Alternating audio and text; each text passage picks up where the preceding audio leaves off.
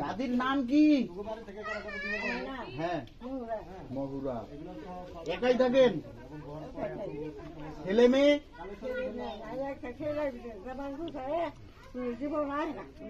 জামালপুরে থাকে, খবর নাই না?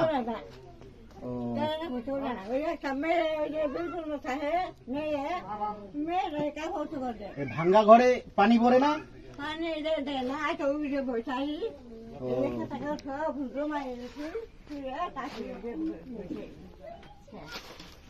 তাহলে তো বৃষ্টি